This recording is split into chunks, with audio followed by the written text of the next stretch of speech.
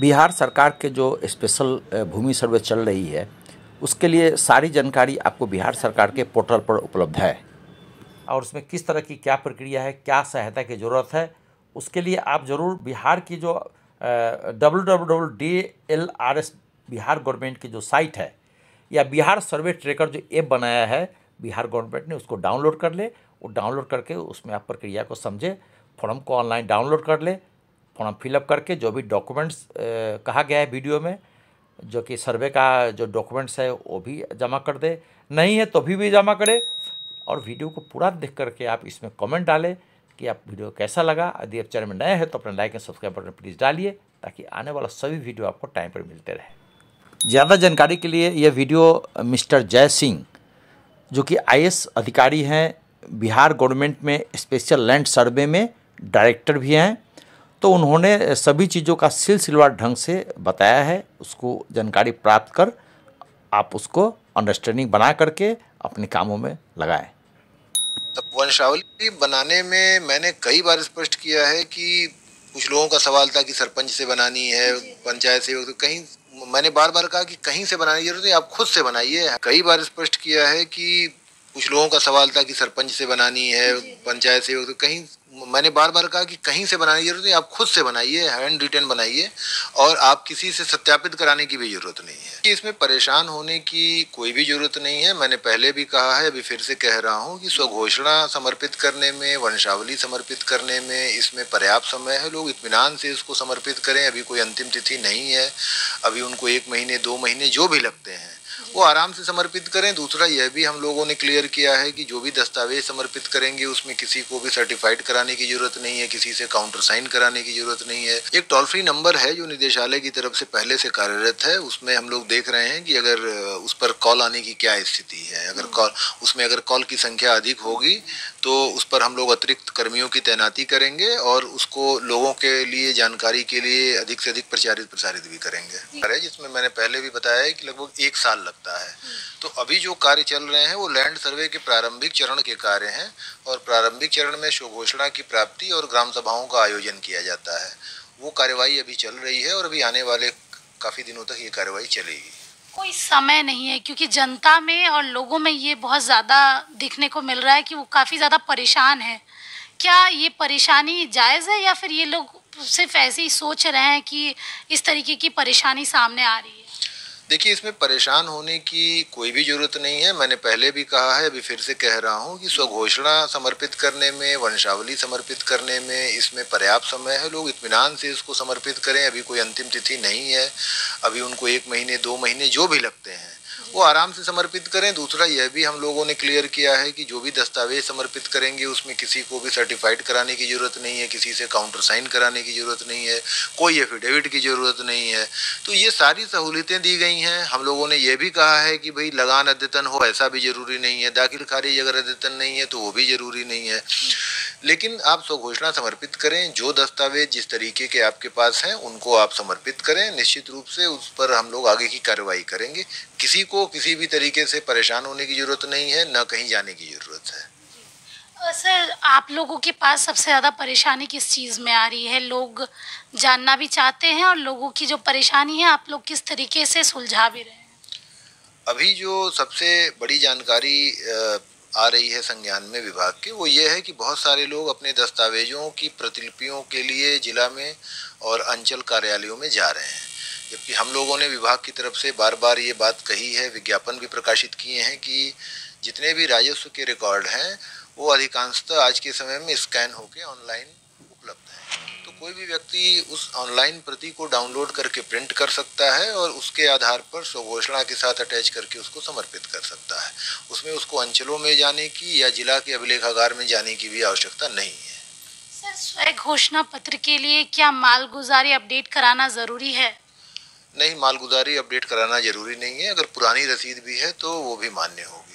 Sir, सबसे ज़्यादा सवाल एक ये भी है, जिस तरीके से पहले मौखिक तौर पे ज़मीन की लेन देन होती थी, उनके पास कोई कागजात नहीं है, कई सालों से उसी ज़मीन पे रह रहे हैं, वो लोग क्या करें?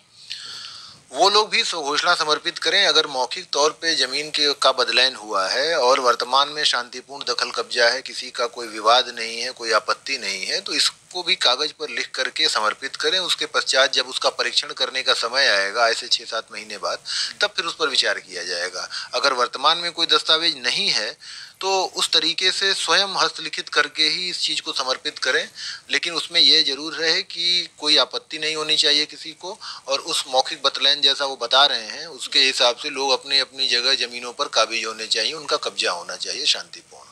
टोल फ्री नंबर की भी बात हो रही है, क्या कोई टोल फ्री नंबर जारी किया गया है? एक टोल फ्री नंबर है जो निदेशालय की तरफ से पहले से कार्यरत है। उसमें हम लोग देख रहे हैं कि अगर उस पर कॉल आने की क्या स्थिति है। अगर कॉल की संख्या अधिक होगी तो उस पर हम लोग अतिरिक्त कर्मियों की तैनाती करेंगे और उसको लोगों के लिए जानकारी के लिए अधिक से अधिक प्रसारित भी करेंगे। सर मेरा एक सवाल ये भी है, पहले वंशावली को लेकर काफ़ी ज़्यादा चर्चाएं भी हो रही थी, वंशावली बनाने में दिक्कत भी लोगों को आ रही है, वैसे लोग क्या करें?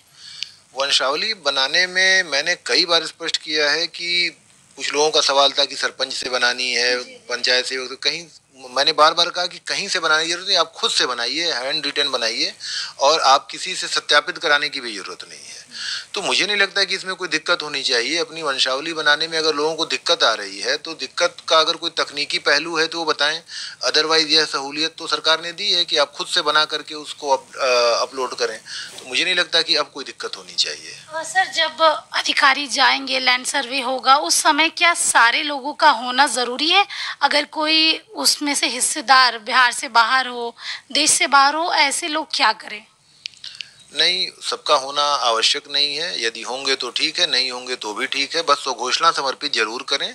यदि कोई व्यक्ति राज्य से बाहर हैं या देश से भी बाहर हैं तो उस सर्वे की प्रक्रिया में ऑनलाइन विधि से भाग ले सकते हैं, स्वघोषणा समर्पित कर सकते हैं।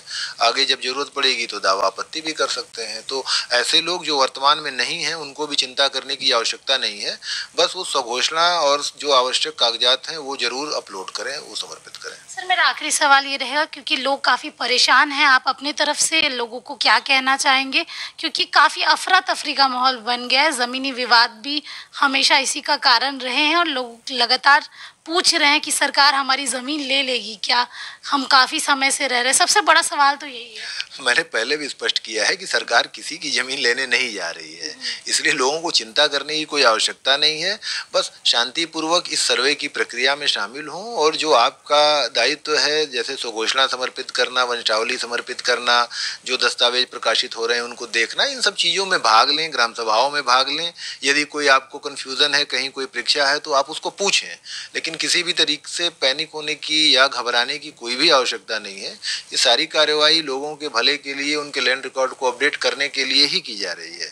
तो पूरी तरीके से विभाग जो है लोगों की समस्याओं को भी सुन रहा है और उन समस्याओं के आधार पर हम लोगों ने कई सारी तब्दीलियां भी की हैं। हम लोग बार बार विज्ञापन प्रकाशित कर रहे हैं कि भाई सत्यापित प्रतिलिपियों की कोई आवश्यकता नहीं है, शपथ पत्र की कोई आवश्यकता नहीं है। तो इतनी सहूलियतें दी गई हैं, उसके पश्चात भी अगर लोगों की कोई परीक्षा होगी, कोई इस तरीके की शंका होगी तो आने वाले समय में विभाग जो है उसको दूर करेगा और निश्चित रूप से लोगों को कोई असुविधा न हो इसका पूरा ख्याल रखा जाएगा। इस तरह आपने वीडियो में देखा कि मिस्टर जय सिंह जो आईएएस अधिकारी है बिहार स्पेशल सर्वे 2024 की, उसमें सभी चीज़ों का बहुत सारे चीज़ों का निकालन किया है जो कि आपके लिए बहुत सहूलियत दिया जा रहा है। तो बहुत सारा अफवाह के बाज़ार भी गर्म है, उसमें आप नहीं पड़े। टोल फ्री नंबर पर संपर्क करें। आप जो आपको ग्रामीण क्षेत्र में जो वहाँ कंप्यूटर की दुकानें हैं, कैफ़े बने हुए हैं, वहाँ सहायता ले सकते हैं। अपने डॉक्यूमेंट्स और जो स्व घोषित वंशावली है, प्रपत्र 2 है, उसको आप अपलोड करें ऑनलाइन। जो स्पेशल सर्वे के कर्मचारी हैं, अमीन है, वो सभी कानूनगो है, सभी चीज़ों का वो खुद ही वेरीफाई करेंगे। सबसे ज़रूरी बात है कि आप ऑनलाइन सर्वे में ज़रूर भाग लीजिए, फिजिकल भी भाग लीजिए जहाँ तक हो सके। तो वीडियो में यदि नए हैं तो अपने like and subscribe button please डालिए, कुछ कमेंट कीजिए। Thank you very much. जय हिंद।